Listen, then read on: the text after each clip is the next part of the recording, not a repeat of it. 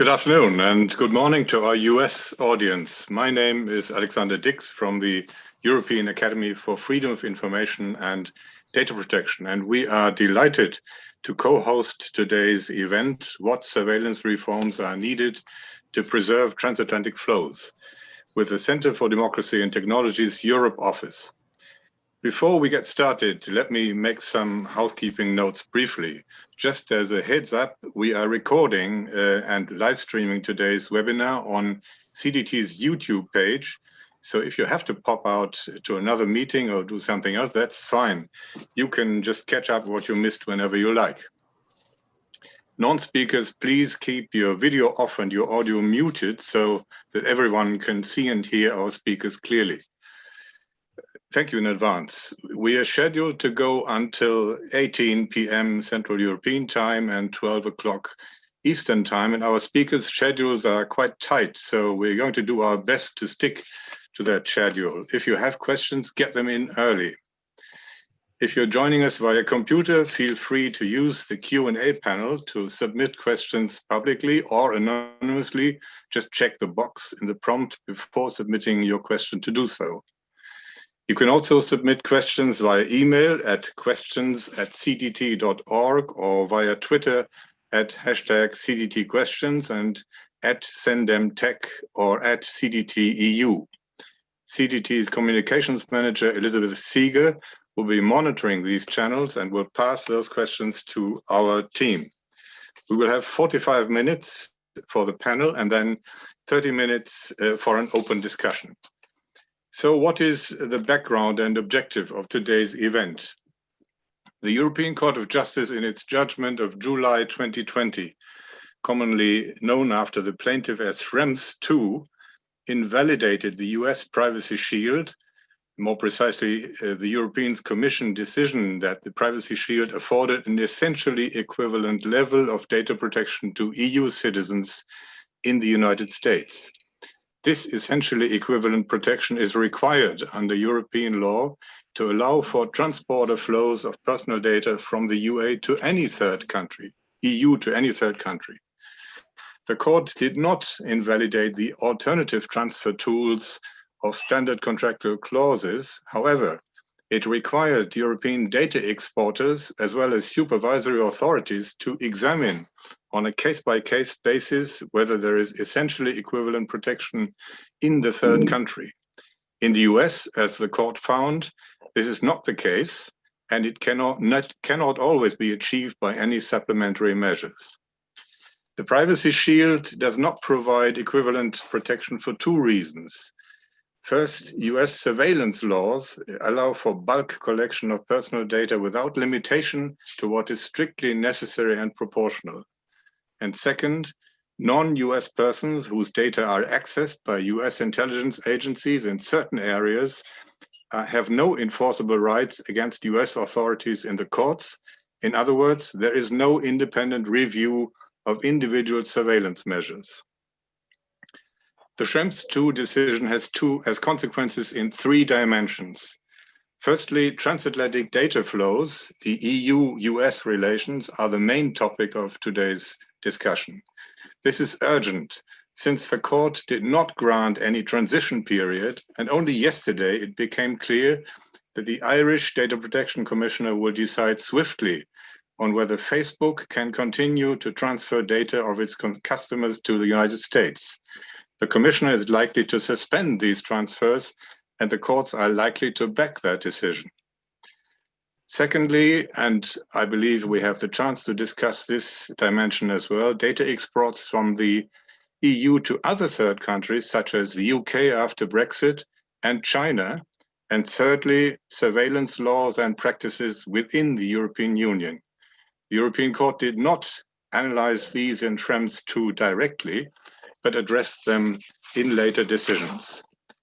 Now, I would like to hand over to Ivana McGowan, Europe Director at CDT, who will moderate today's panel and open discussions. Thank you.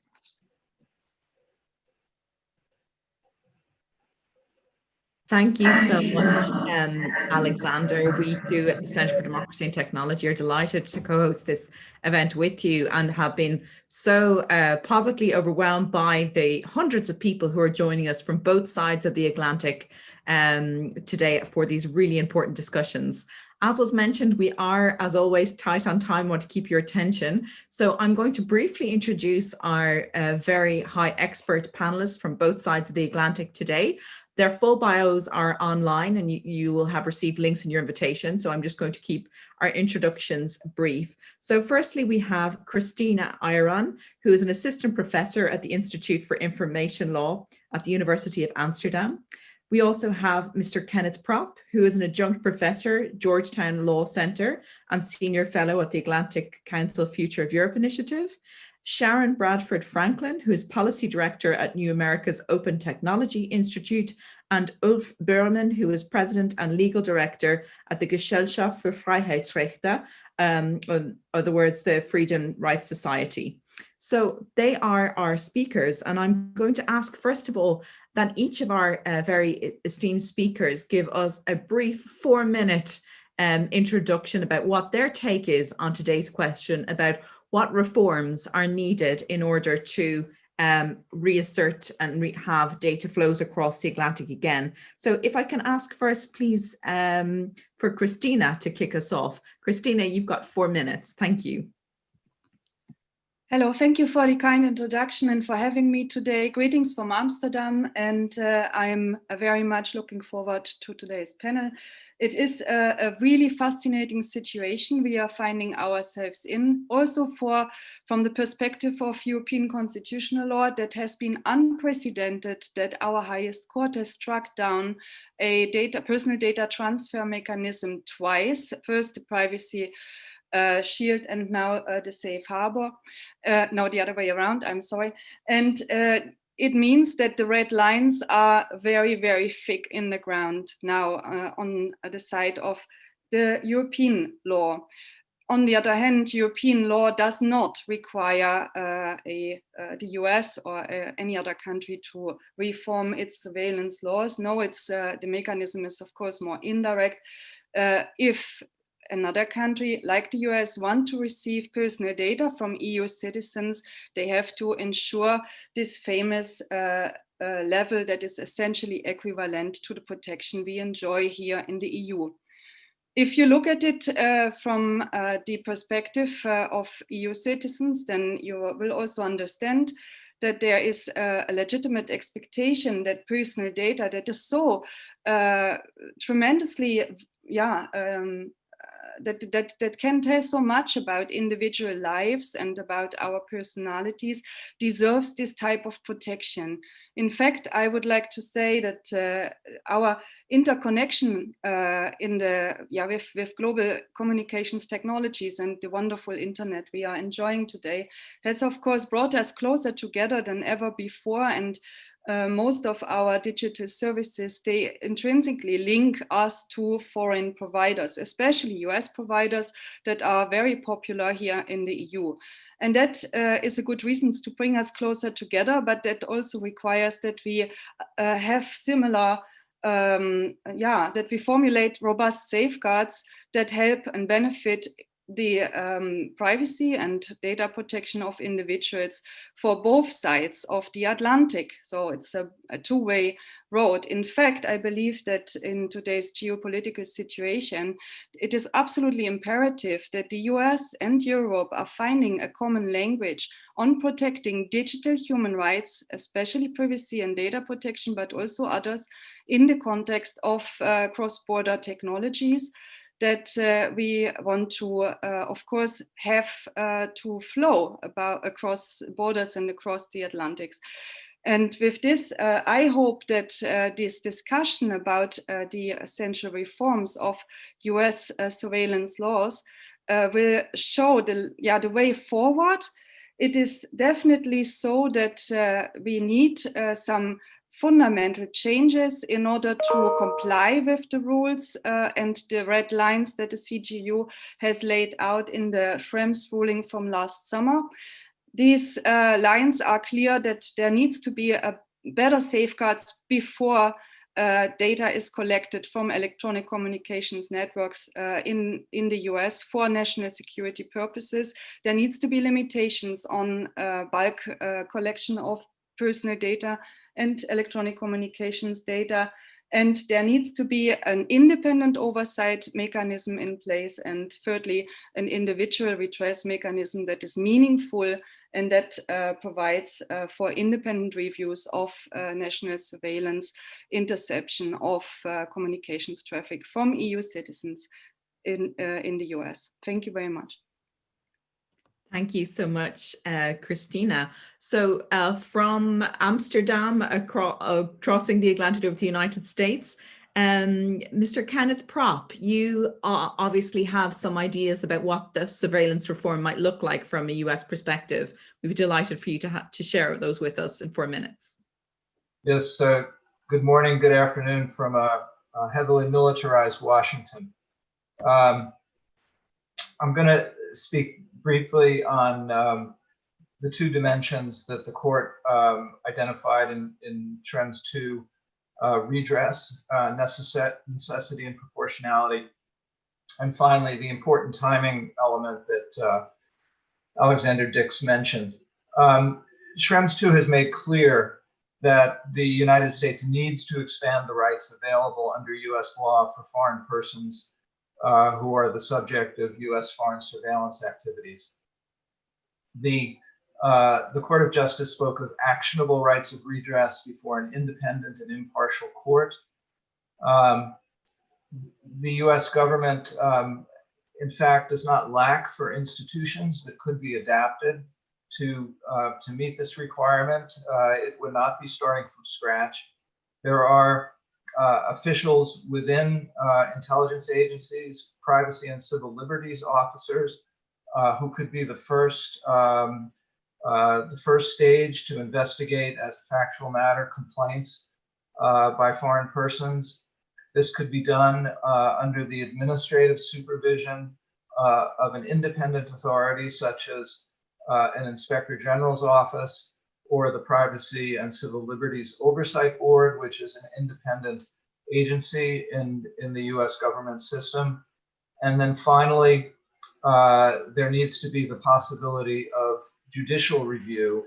And in an article I wrote together with Professor Peter Swire, we suggested that the existing Foreign Intelligence Surveillance Court, which has programmatic surveillance oversight responsibilities for Section 702 of the Foreign Intelligence Surveillance Act, could undertake this responsibility.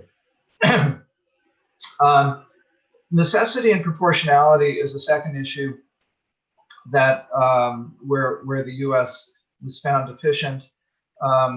This has to do to some extent with targeting of surveillance activities, and it relates not only to Section 702, but also to bulk collection programs under what's known as Executive Order 12-333. There is an important set of subsequent cases that put some additional clarity into this area, and the Court of Justice applied a somewhat more relaxed standard in those cases, which had to do with data retention by EU member state governments. And I think that affords some guidance that will be important to US and EU negotiators as they go forward and attempt to deal with that set of issues. The other forthcoming development that I think will be important here is the anticipated adequacy decision for the United Kingdom in the first half of this year. The UK, of course, also has quite robust bulk communications metadata collection programs like the United States. Finally, a quick word about timing. As Alexander has said, the US and the EU both need a short-term solution, given the fact that Privacy Shield is not currently available, and that there are even significant doubts about certain types of transfers under standard contract clauses. I believe that it is possible to make many of these reforms, particularly in the redress area, as a matter of executive action, for example, through an executive order in the United States. This may well be effective as a matter of US law. I think there is a question as to whether it will be fully effective as a matter of EU law, and one can anticipate a further challenge before the Court of Justice. So that is an important issue that we can discuss further. For that reason, I think the United States and the EU need to think about joining a short-term solution to a commitment to a longer-term arrangement that I think has to involve a commitment by the United States to statutory reform over a period of time. I'll stop there. Thank you. Thank you so much, Kenneth, and there will be much more to discuss on that very point.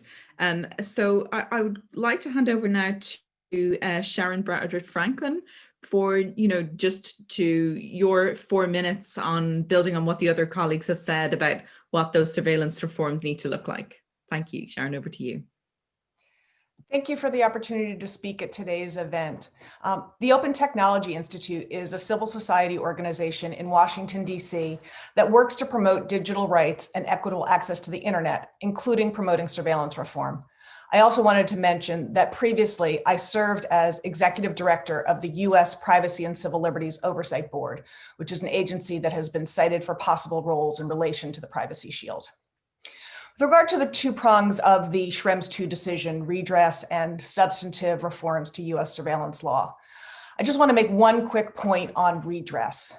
Specifically, in order to provide the type of independent redress through an impartial tribunal that the Court of Justice has called for, we must provide review in a U.S. court. And to achieve that kind of judicial review, U.S. Congress must enact legislation. That is not something that can be achieved administratively, in my view. And I'm happy to talk about that further. I want to focus, though, on reforms to the substance of U.S. surveillance laws. And as you know, under both FISA Section 702 and Executive Order 12333, which were cited in particular by the court, there are far greater protections for U.S. persons, which are U.S. citizens and legal permanent residents of the U.S., than for the residents of any other country. We do have one specific legal authority, which is Presidential Policy Directive 28, or PPD 28, which was issued by President Obama back in January of 2014, that specifically provides some safeguards for the data and rights of non-Americans. But we need to seek reforms that will improve upon those rights and improve everyone's rights across the board. We at OTI are still doing a lot of brainstorming about what kinds of measures would appropriately address the concerns cited in Schrems II. So my remarks today do not represent any kind of final position, but I think it's helpful to think about three broad categories of what intelligence agencies do with personal data: collection, use, and retention. We should adopt reforms to address all three of these, but I'm going to focus primarily on collection. Collection is the first juncture, of course, at which there is an interference with human rights. We need to narrow the scope of collection and ensure that it's necessary and proportionate. And there are several ways in which we can address this. We should start by narrowing the broad definitions of foreign intelligence information that can be collected through surveillance.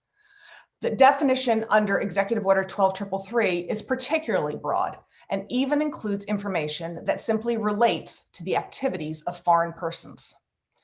Further, under Section 702, we should ensure that surveillance only collects communications that are actually to or from approved targets. The statute currently permits the NSA to collect communications that are simply about a target, such as when the email address or phone number of the target appears simply in the body of an email sent between two people who are not targets. This collection, which is referred to as about collection, has been suspended by the NSA for several years, but the statute still permits the NSA to resume this type of collection after notifying Congress and receiving permission from the FISA court. Instead, we need to permanently end this type of collection that by definition collects the communications of people who are not even approved as targets. Further, under EO 12333, the US government can and does conduct bulk collection that is not directed at any specific targets. We need to rein in this type of collection. PPD 28 does limit the use of such collected information in bulk to 6 designated purposes, but those limits don't apply to collection at the front end, and they're still quite broad. The US government has asserted that sometimes it needs to collect intelligence in bulk due to technical or operational considerations, but at a minimum, we need limits on bulk collection to ensure that it meets the principles of necessity and proportionality. We should also narrow the scope of collection by strengthening the standards relied upon to justify conducting surveillance. Under Section 702, the targeting procedures require that surveillance of the target is likely to lead to foreign intelligence information within the scope of one of the certifications or areas for which surveillance has been approved by the FISA court, such as counterterrorism. This standard could permit targeting of people who may unwittingly and unknowingly possess information that meets the broad definition of foreign intelligence. And even this broad standard doesn't apply under EO 12333. Finally, with regard to collection, we should require judicial review of targeting decisions at least after the fact. For both 702 and 12333, we should at least authorize and direct the FISA court to review a random sample of targeting decisions after the fact. Turning quickly to the categories of use and retention. With use, we should look at the intelligence agency's reliance on the query process. Querying data is the way that analysts search through the databases of collected information. They plug in query terms, which may include terms to specifically identify a particular person. We have had a lot of debate in the US over strengthening the standards for when it is permissible to conduct queries under both Section 702 and 12333. But those rules only apply to queries seeking information about US persons. We also need to raise the bar for queries seeking information about residents of other countries. Finally, there's the category of retention, which should be the most straightforward fix. We should limit the default retention period for data from 5 years to 3 years to reduce the threat that data can be used improperly. So I'll stop there for now and look forward to the continuing conversation. Thank you so much, Sharon. I'm going to go straight over now to Ulf Burmeyer, who is speaking to us from the Freedom Rights Society. I'll give you the floor for your opening 4 minutes, and I understand you're going to talk a little bit more to us about what this means in Europe as well. Yes, thank you very much. Can you hear me? Yes. But I see the camera has not been activated. Could anyone do that for me? Because it appears I can. Okay, now it's enabled. Very much. Yes, hello everyone. I'm very happy to be with you today as well. Let me just give you a very brief overview over my background, because as was mentioned in the introduction, I am from the Civil Rights Society in Germany's Gesellschaft für Freiheitsrechte, and we're a relatively young NGO, so I assume not everybody might know what we actually do. We've been founded about 5 years ago. And we aim to fulfill more or less the same things as the American Civil Liberties Union in the United States, but of course we are still a little hatchling, so we have to choose our fields of operation. And one of our main issues that we are tackling is surveillance in the digital realm. As such, we just took the federal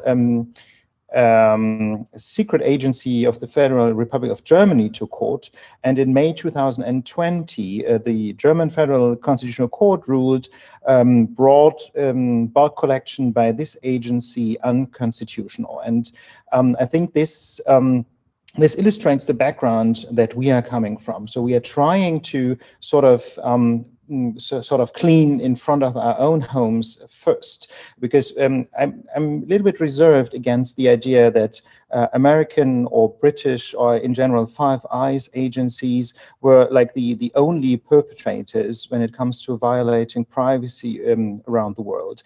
Agencies in Europe play a relatively critical role as well, as does the agency back home here in Germany.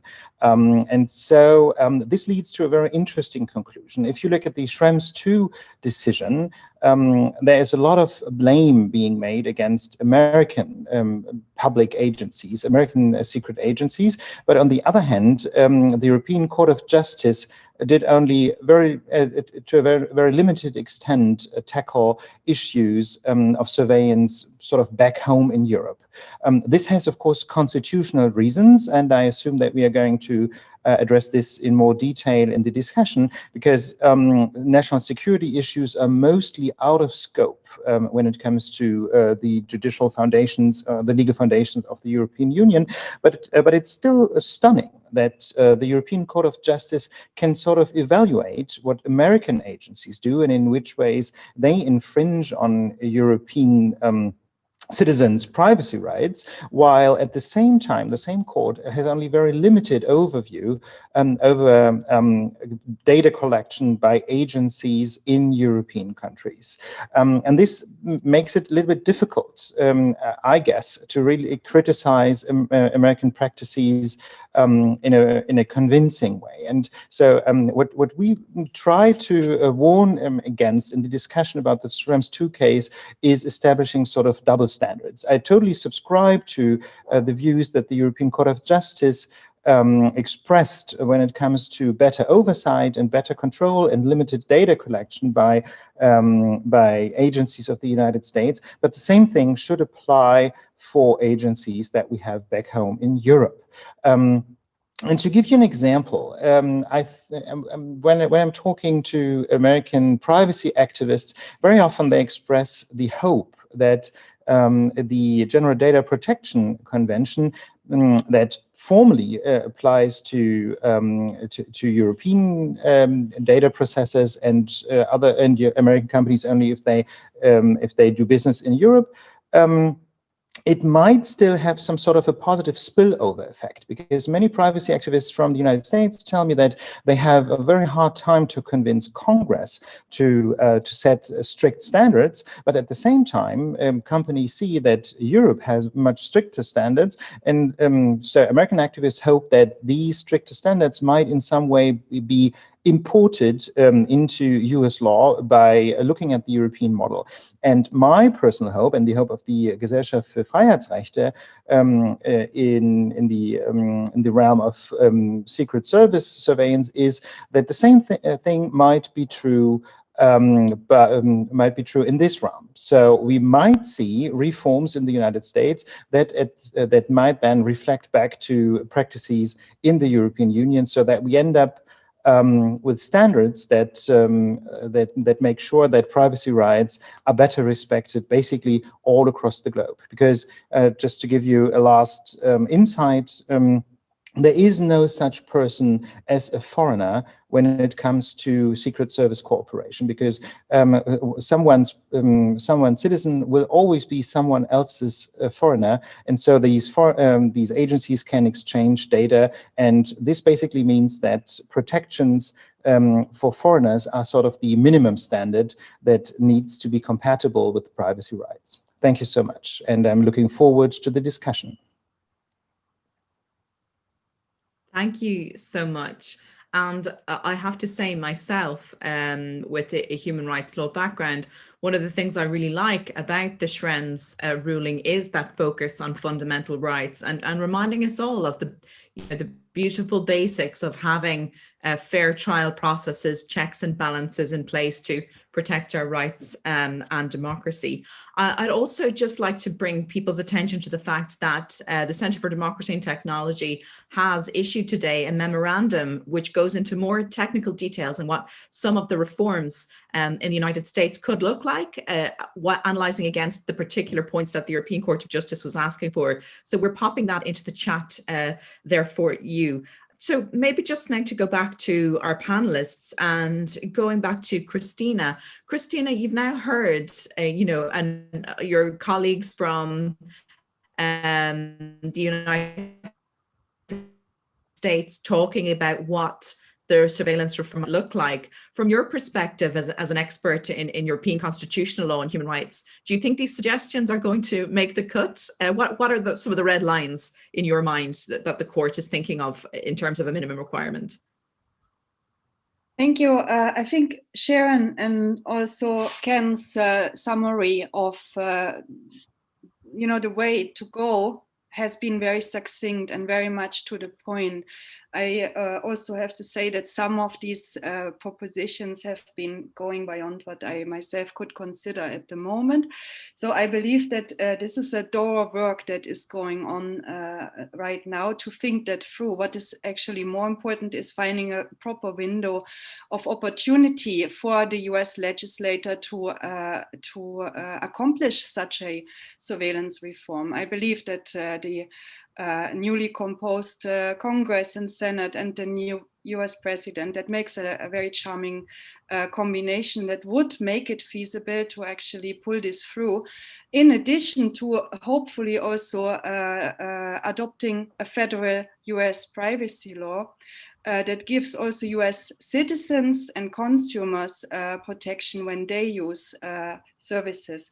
Very brief reaction to what Ulf summarized. I think we have seen now in Europe also a move towards stricter rules for national intelligence surveillance by European countries. I believe even that the European Court of Justice, when they made the Schrems decision, they already could predict their decision that they made a couple of months later in the ruling La Quadrature du Net and Privacy International, where they actually made a link between the collection of personal data from electronic communication service providers by member states, and that in this event, the European Charter of Human Rights and also the Charter of the European Union applies, and that in this case also here additional safeguards are required. And very revolutionary, the German Constitutional Court also adopted a ruling saying that whatever German national intelligence authorities do that has an effect abroad on foreign citizens will be judged against the safeguards of the German constitutions. So we are seeing actually some fundamental movement here on both sides of the Atlantic. Indeed, that really interesting, the onward impact that this ruling has had. Kenneth, just turning to you for a moment, because Christina mentioned briefly the feasibility of some of these changes in the United States now with a new president-elect. And you had obviously some concrete points that you mentioned on redress in particular. So what do you see in terms of the political feasibility of some of those reforms that you're proposing?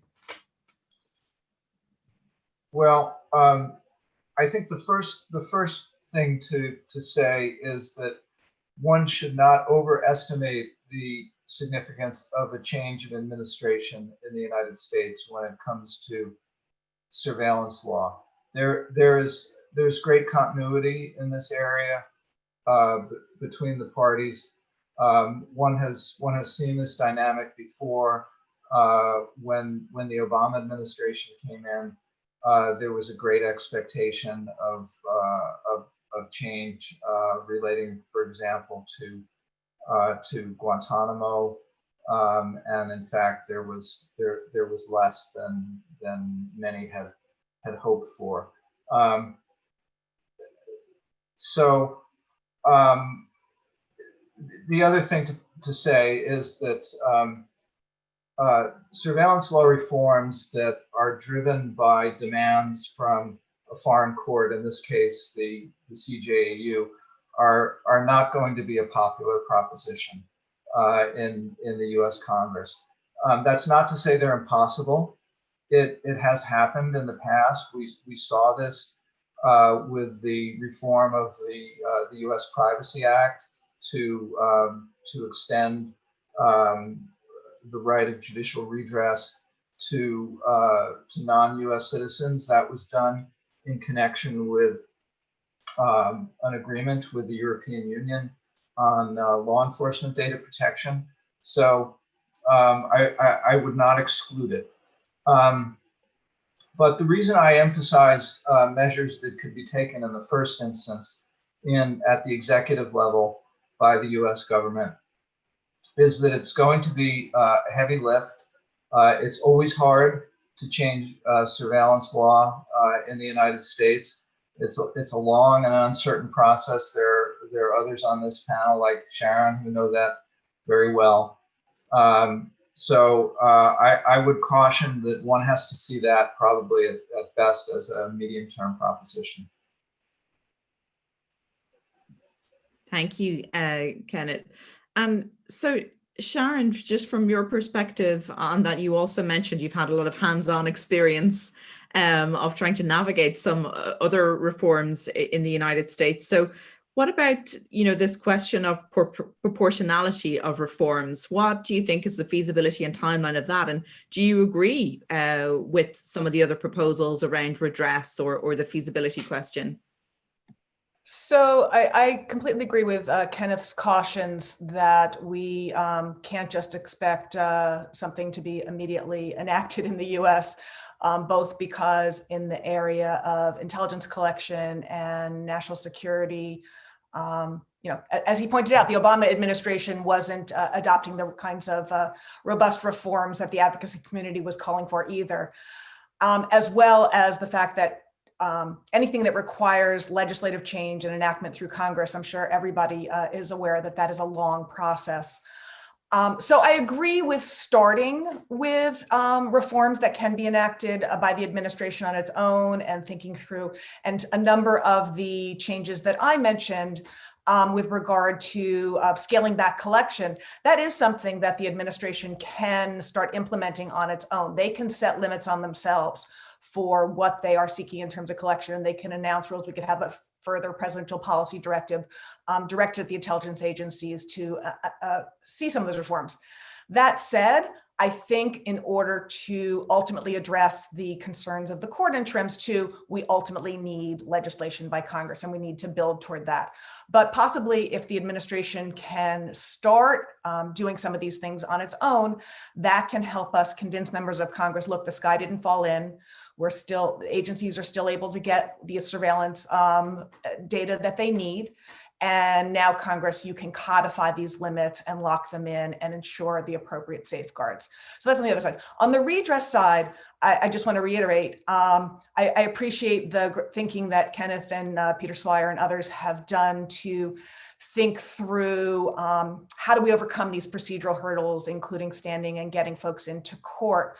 But at the end of the day, in order to have the jurisdiction conferred on any US court, whether it's the FISA court or our traditional federal courts, we need legislation. There are many reasons, but one, just quickly, the FISA court right now has no jurisdiction over surveillance conducted under EO 12333.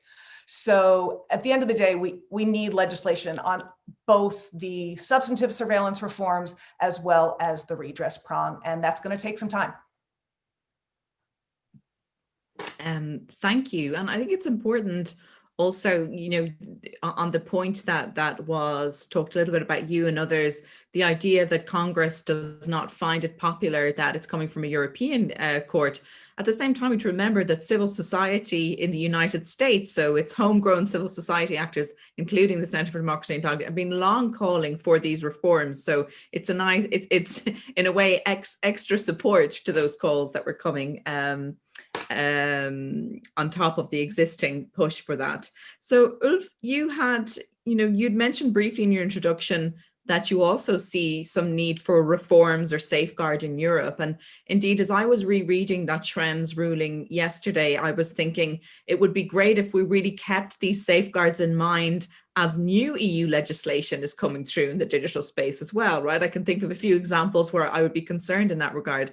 So what are some of the reforms you would think are maybe necessary in a European context? And do you think it's as politically difficult as it might be in the United States to achieve them? Yes, thanks for following up on these issues. Looking at what the Constitutional Court in Germany found out in the ruling of May 2020, I think we can distinguish three main areas where effective oversight over secret agencies, over intelligence agencies has to be applied. First, you need strong substantive rules, which kind of data may be gathered under which circumstances, and also which persons, for example, are excluded from data collection. Let me just mention one group that I think is particularly important for democratic societies, and that is journalists. And this, of course, refers to the vast issue of whistleblowing that has become more and more complicated in the digital age, because it's becoming more and more difficult not to leave any traces. You know, when you just dropped some sort of envelope into some mailbox in the physical world, then you had a realistic expectation not to leave any traces that might be followed up by some agency. But today, if you want to send digital information, this has become much harder. So this is one of the main areas that have to be tackled. Which are the substantive guidelines for data collection, and what are the limits on data collection? Second, you need some rules about accountability. So, which basically means that agencies have to address some sort of record about their activities. So, if there is no paper trail, or at least some sort of digital record of what agencies do, then of course oversight has a really hard time in order to look at the practices that such agencies apply, and of course into the legality of such agencies. And third, based on substantive rules and based on sort of a digital or paper trail, you need really independent oversight bodies, ideally before any data collection, or at least before any data processing and data evaluation, but at least after the fact. And I do understand that there may be situations where urgent data collection, for example, from some fiber cable line might be necessary, but then I would at least expect that some independent oversight body has the means, the practical means, and also the legal authority to look into such data collections after the fact. So these are the three pillars of effective intelligence service oversight: strong substantive rules, some sort of trail, some sort of documentation, and of course independent oversight. And if you will, there's a fourth, which has something to do with oversight. How about publications? This is an issue that came up many times in the oral arguments before the German Constitutional Court. Even if there is an independent oversight body, and even if this body might come up with conclusions that an agency overstepped its legal boundaries, then the question arises: what can this oversight body then do? Can they just like some sort of dress up some sort of secret criticism, some secret memo that things were not in order, or do they at least have the possibility to raise a red flag before Parliament, or even further, do they have the legal right to go public with their findings, at least in some sort of in some abstract manner that does not infringe on national security? So this is, if you will, a fourth question that needs to be answered, because an oversight body that just finds out something but can't tell anyone is, of course, no effective oversight as well. So thank you. I think you raise a really important point, this independent oversight. And again, if we bring ourselves back to the ruling, one of the key concerns of the European Court of Justice in this case was that they were looking at Article 47 of the European Charter, that we know talks about the need to have something that's a tribunal. And there's a number of criteria that it would have to meet. You know, whether or not somebody obviously has the right to legal representation, that it is an effectively judicial body with the adequate independence. So maybe a question for all the panelists. From some of the proposals in the United States, some of my concerns from a European law perspective would be that, you know, for example, the FISA court, if you look even on a top level at some of those Article 47 requirements, it wouldn't meet it. So maybe firstly to our two panelists based in the United States, you know, do you see that as a stumbling block in terms of solving the Schrems dilemma, this requirement? And then maybe to our European colleagues, you know, how important is that, or how do you see, you've already talked about how that's even a problem to some extent within Europe in certain cases. I'd be really interested to hear from our panelists on that point. Kenneth, I see you nodding. Would you like to kick us off on that one? Sure. I'll be brave. Article 47 of the charter, as I understand it, speaks of an independent tribunal established by law. And I believe that the Foreign Intelligence Surveillance Court fits that quite comfortably.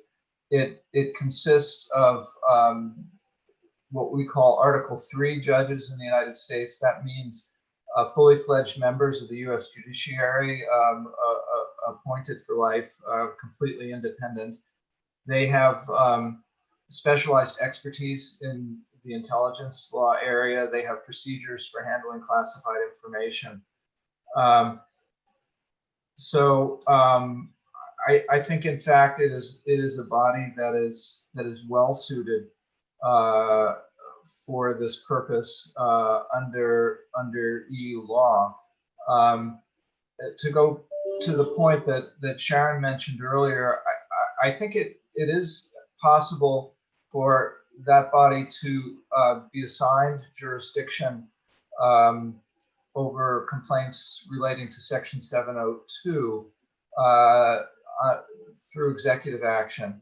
But I agree with her that with respect to Executive Order 12333, that would require more than an executive step to accomplish. I'll jump in there. So I agree that the FISA court could meet the requirements of an independent tribunal. It is part of our judiciary. The judges are traditional Article 3 judges. But, you know, part of the legislation that we would need to confer the jurisdiction would also need to strengthen some of the procedures. So one of the things that, one of the reforms that we've been calling for a long time is expanding and strengthening the role of what are currently called the amici, or friends of the court, who participate in the FISA court. These are outside, mostly lawyers, but some are technical experts who have security clearances, who are authorized to brief the judges on privacy and civil liberties concerns and so forth when they are appointed in certain cases. And I've written about this. I can, after this, pop something into the chat just in general on how we should be strengthening their and expanding their roles. They need to participate in more cases and have much more authority than they currently do. And if we're looking at them as if we're looking at the FISA court as a way, rather than traditional federal courts, which would be, I think, a preferable method, but if we're looking there, we would need to also articulate exactly how they can play a role in these kinds of redress cases if they are to come before the FISA court. Thank you so much. So I'm just looking, I don't know, Christina, did you want to come in on that point? From the European perspective? Yeah, very briefly. I'm, of course, not the expert here on the US side and the judicial system there. I'm also thinking, of course, that there is no one-to-one translation between the Charter Article 47 to what the US does. But there's one thing that I still believe we should not lose out of sight, and that is that still foreigners, like European citizens, would not be protected by the Fourth Amendment, which means that even if we introduce some sort of judicial review and individual redress mechanisms for non-US persons, then this would only yield a strong protection and a successful defense of their rights if there are statutory safeguards that vest privacy and data protection rights in the context of national security to them. Otherwise, you would really not have much to show, because I'm sure that inside that the US court would apply local laws and US constitutional doctrinal law, and then you are quickly out again as a non-US person. Very interesting. So I'm just looking at the time, colleagues, and I think it's about time to open our discussion to our listeners who've been following this debate. So I'll let this time, we have a Q&A section that people have been writing questions, so panelists can have a look in case there's questions in the next moment that you would love to jump on joining us for. And in addition to that, which is fantastic, is that we're joined to kick off the questions, that statement. The first person that we have joining us is Christopher Doxery, who is Honorary Director General of the EDPS. And he's going to join to kick off some of as a key discussant today, some of our discussions with our participants today. Thank you very much, Ivona. Am I on? You are indeed. Go ahead. Great, thank you. I'd just like to comment on the governance aspects that panelists were discussing today, on remedies and oversight, and take up Christina's point first, that you have to have both independent oversight and effective legal redress. The need for an effective independent regulator wasn't discussed in Schrems II because it wasn't raised as a question. But an effective regulator, which is quite different to a court, is part of the fundamental right to data protection under Article 8.3 of the Charter. And in July 2017, the Court of Justice condemned a draft treaty with Canada partly because one element was an impartial but not an independent regulator. In the UK, there's an independent regulator for intelligence oversight, the Investigatory Powers Commissioner. And I think any solution for the intelligence community in the US will need to include its own regulator. Just to go into this, a regulator is not just legally necessary, it's also an advantage. It takes a lot of workload off the court, provides an alternative free remedy for complainants. And regulators actually, they do as much about providing guidance and facilitating solutions as imposing sanctions. The PCLOB, the Privacy and Civil Liberties Oversight Board, already plays some of its role, and it could well be empowered to do more and become a full regulator. And it already has an excellent reputation in the EU for its competence and its independence. And there are other possible options which could be adopted maybe temporarily, waiting for such a legislative solution by the administration. For example, and this was in Ken and Peter's paper, PCLOs, for guidance and fact-finding, combined with using the fully independent inspectors general.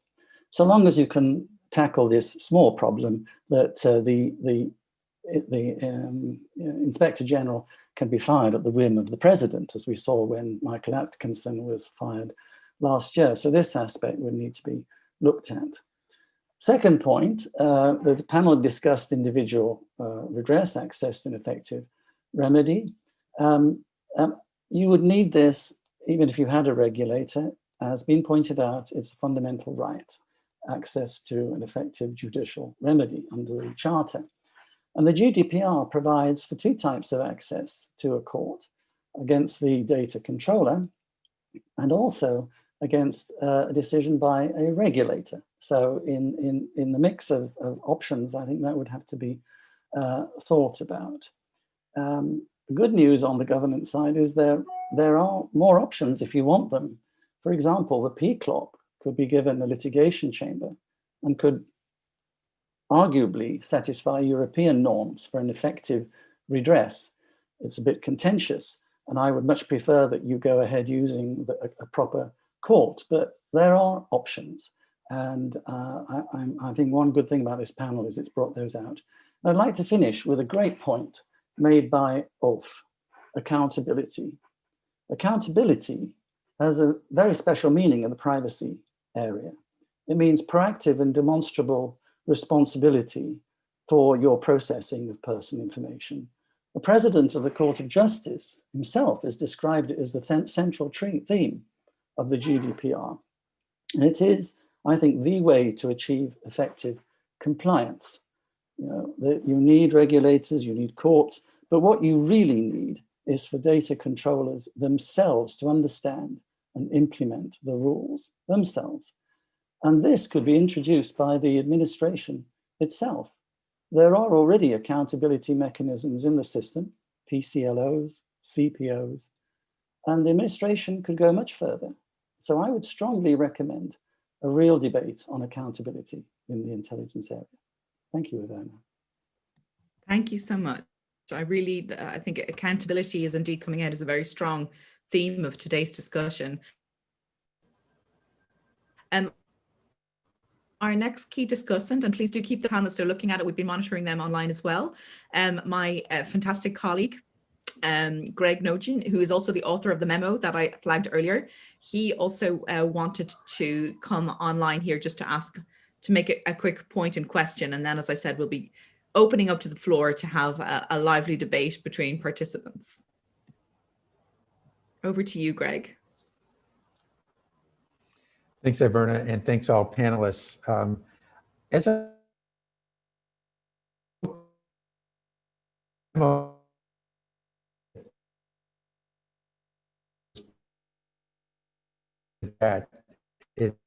it just struck me that CJEU's the kinds of reforms that are being talked about are sweeping. Requiring the surveillance, and that it be independent from the executive branch, that people get notice of the surveillance against them, to me, and also this notion that the scope of surveillance, that it be limited to things like terrorism, cybersecurity, more specific things than, say, for example, relevance to foreign affairs or the activities of a foreign person. These are heavy lifts on the US side. So my question to the panelists is, given how heavy that lift is, what happens to companies in the interim? How are they going to respond to the likelihood or the possibility that there are going to be orders from DPAs that they stop transferring data to the United States? How can companies deal with those orders on a short-term basis, given the Schrems decision?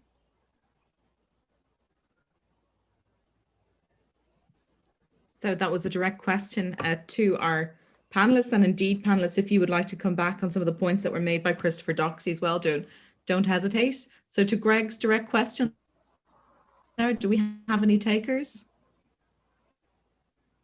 Sure. I'll respond to that. That is indeed one of the reasons why I emphasize the need for both the shorter term as well as a medium-term solution here. There are things that can be done on the EU side. Let's not forget that. Standard contract clauses are in some question at the moment because of the draft guidance that has been put forward by the European Data Protection Board that calls for strong end-to-end encryption in all circumstances for data transfers to the United States. That's not feasible in every circumstance. There's a public comment period that's going on with respect to that guidance, and there has been some criticism, as I understand it. So that may be something to be reflected upon further by the data protection commissioners in the EU. But beyond that, there obviously is the possibility for judicial rulings coming from Ireland and other places that could interrupt data flows and put things into a crisis situation for companies. So I think there is a great deal of pressure on both the European Commission and the U.S. government to come up with a solution in the short term that creates greater rights, both with respect to redress and also addresses some of the necessity and proportionality issues that the court has identified. Thank you, Kenneth. Christina, you wanted to come in on that point? Yeah, very quickly. I mean, of course, this has been a judgment that was foreseeable. Yeah, it's the second time around that the Court of Justice has invalidated an EU-US data transfer mechanism. And therefore, there is, of course, a possibility to also exercise some preparedness for that. First of all, not every company that transfers personal data from the EU to the US is concerned, but many clever lawyers have already found out that this concerns mainly those companies that are liable to the FISA 702, that are communication providers under US law.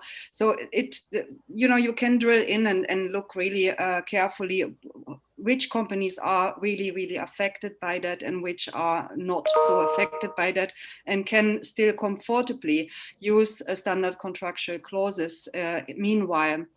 I would like to just warn against hoping too much for a quick fix. I know the pressure is high, but in fact, already the Privacy Shield was a quick fix in order to fix the gap after the safe harbor. And I also know that hopes are running high because the UK got some sort of an interims data transfer mechanism that builds on trade law as the legal basis. And of course, immediately everybody thinks, that may also solve the issue with the US. Well, I think this will not be that easy. First of all, trade law has not been the preferred way of organizing data transfers for the EU for quite some time. That the UK could benefit from such a pocket has much to do with the fact that it was a member state for so long and that we want to part friendly. And still it is a limited period of time to come up with a proper adequacy decision if they qualify, if the UK qualifies for it. And secondly, there is, of course, another problem. We cannot contradict that outright, the Court of Justice, by coming up with yet another solution that would allow for EU-US data transfers just after the court has, for the second time, gone to quite some length to invalidate the current mechanism. So it needs to be something different, not trade law, and it needs to be something that really substantially addresses parts of the court's criticism and hardens basically EU data subjects' rights when they are transferred to the US and are liable to some sort of surveillance. If I can just add on quickly, I would expect, well, one of the reasons why folks are, including us, are calling for some of these actions that can be accomplished by the executive branch on its own and moving there is that will allow negotiators to argue we're moving forward in good faith. We recognize that we need to keep going. We ultimately need legislative reform, but if there are some good faith measures to start that process, that that's something that negotiators can point to. The other thing I'll point to is, while I am never fully optimistic on what Congress will do and what we can achieve through the legislative process, one other factor that we can point to in terms of folks understanding and appreciating that we need to enact legislation here is we have the somewhat unprecedented situation in the US that 3 surveillance law authorities went dark as of last March 15th. So we have been having situations since enactment of the Patriot Act back in 2001 that various authorities have had sunset dates over time, leading to reconsideration of those by our Congress. And the most recent occurrence of that, the sunset date was extended to March 15th of 2020. And the 3 provisions that were expiring then did indeed expire. So we anticipate that there will be an effort by the intelligence agency. They want to seek reauthorization of those. We've already had a debate last spring over what a legislative package that would reauthorize those should look like to make sure it also includes reforms for surveillance law. But that will be another dynamic in the US that may be helpful in terms of our ability to actually secure legislative reform. Could I just add one word in response to Christina's comment regarding trade law? As I understand it, the adequacy process is what is going to eventually govern data transfers with the UK. But the fact that there is a provision on cross-border data flows in the new trade agreement between the UK and the EU, I think is significant, and probably indicates a trend that the EU has recognized that this is an important subject in its trade agreements generally, as the United States and many other countries in other parts of the world indeed have recognized. There are important issues of discrimination that arise in this context, and I don't think they can simply be put to the side by saying that that data flows are separate, that they are special. Indeed, Ken, you raised a point, because two of the questions that I've seen that have come in from our participants today were around that question. Could these ruling be considered a protectionist trade barrier, a violation of the GATT treaties? Do we expect complaints there? I know, different panelists might have views on this. Is there a possibility to use trade law as a possible solution? I suspect the European Court of Justice might not be best pleased with that, but interesting to hear, given that a number of different people from the floor, and please do continue to use that Q&A box, have asked about these trade questions. Are there other views from our panelists around what role trade law can play in this? Christina. I'm so happy to take that, because that's something I'm doing now for 3-4 years, really in depth.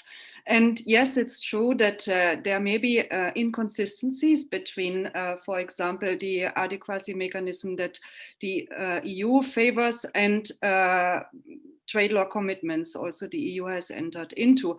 But you can always ask yourself what side is inconsistent with which side. It is this two-way incompatibility that we are seeing here.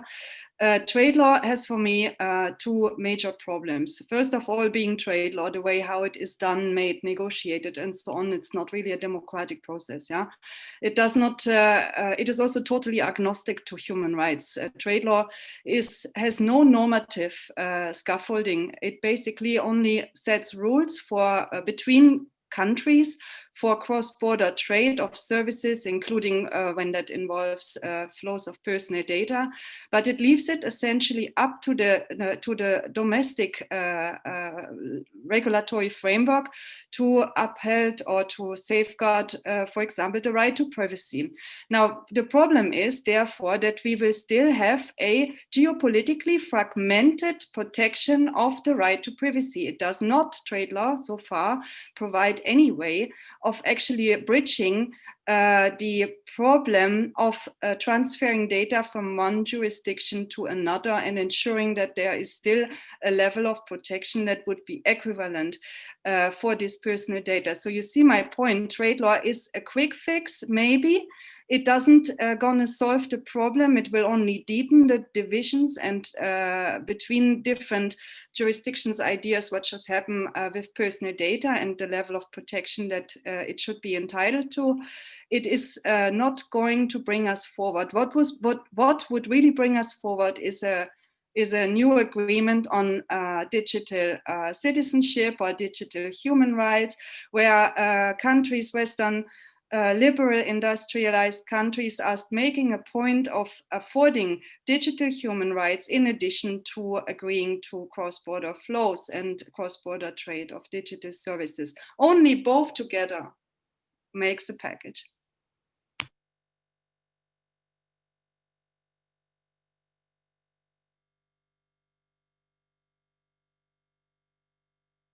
Any other responses to that?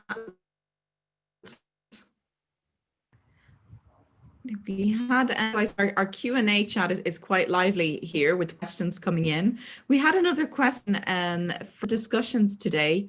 We're talking about safeguards, redress aspects of the ruling. How significant are the requirements he asked for clear and precise rules? So that's quite a specific question. So maybe from those issues, is that a challenge in itself, independently of this ruling in the United States about how clear and precise the rules are?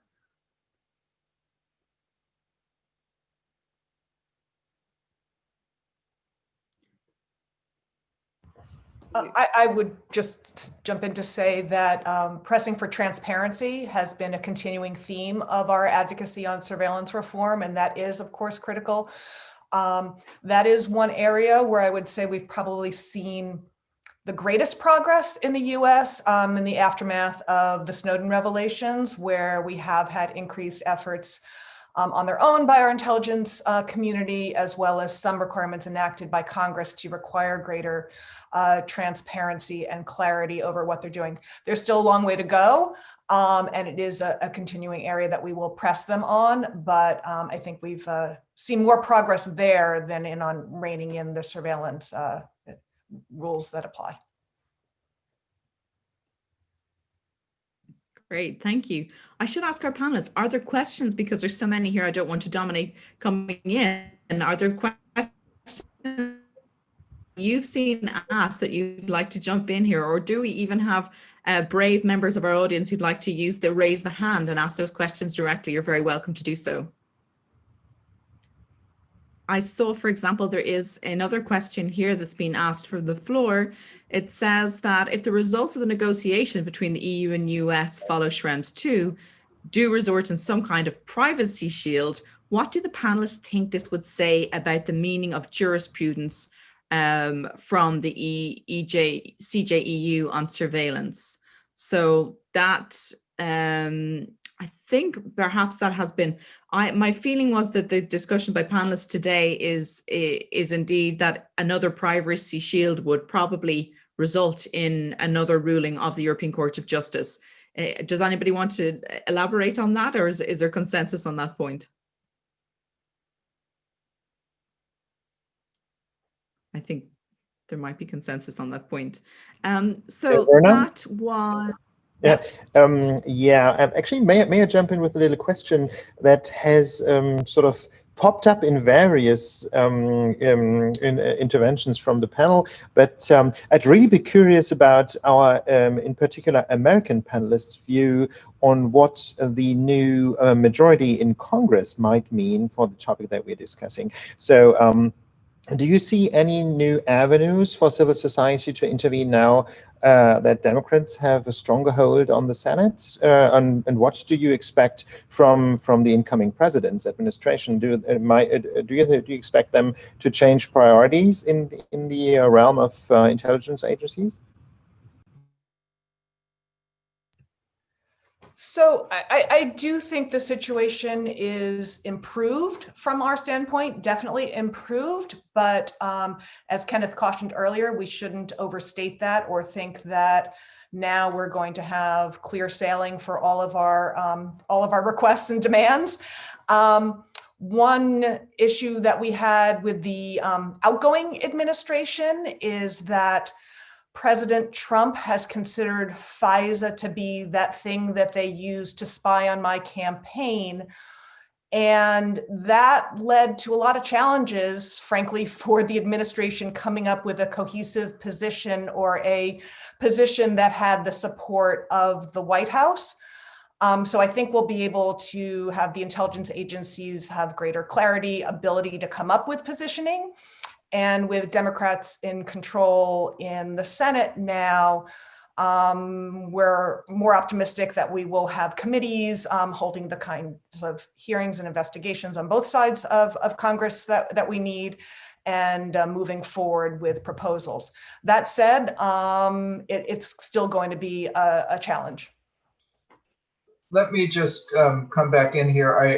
I know I started out on a pessimistic note on this subject, but there are some considerations on the other side of the table as well.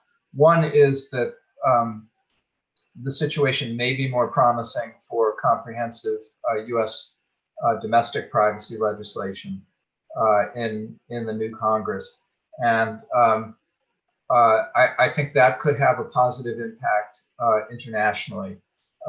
If it progresses, including in the dynamic with the European Union over surveillance. The other factors are that the the Biden administration and the foreign affairs area is clearly committed to a revival of transatlantic relations. There are proposals on the table from the European Union in this area already.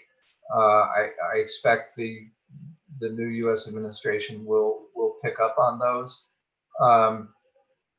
And even the president himself, let's remember, was directly involved in the final stages of negotiation on data transfer issues when he was vice president in the Obama administration. Indeed, he came to Brussels and spoke at the European Parliament. This was during the period when I was at the mission to the European Union.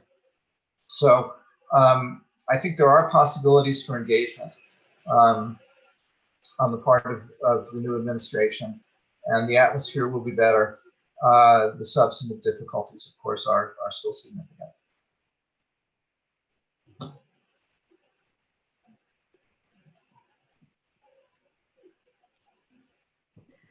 Thank you so much. And I see that there's so many questions.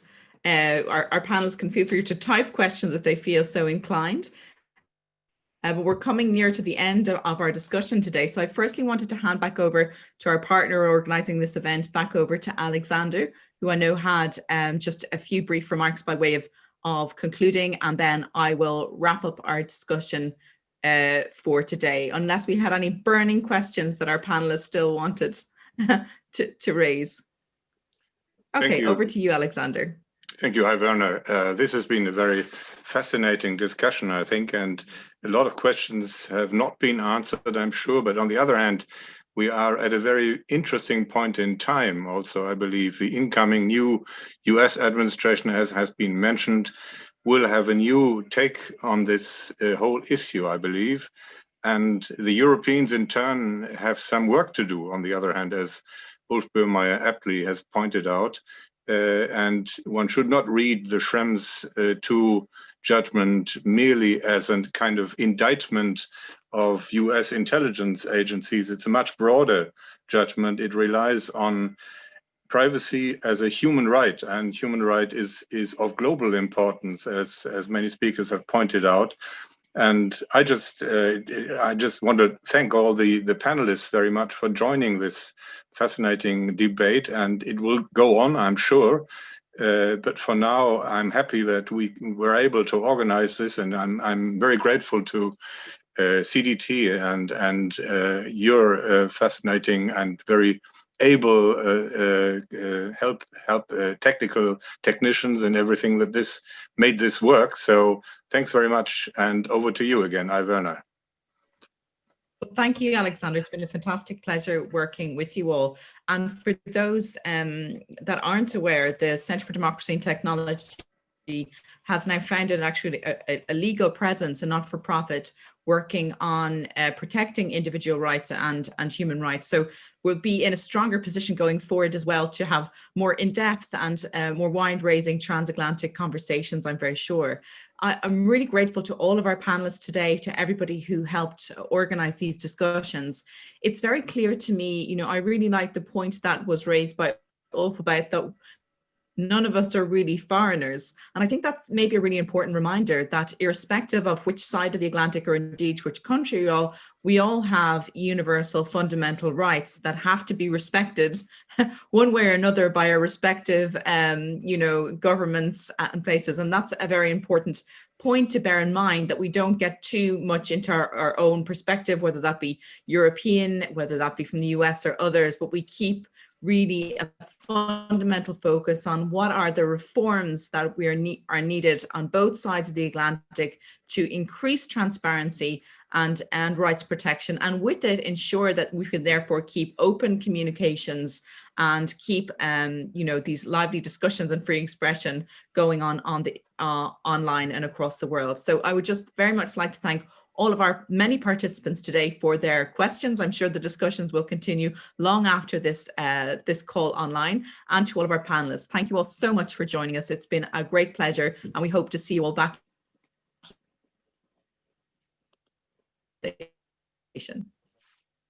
Thank you. Bye.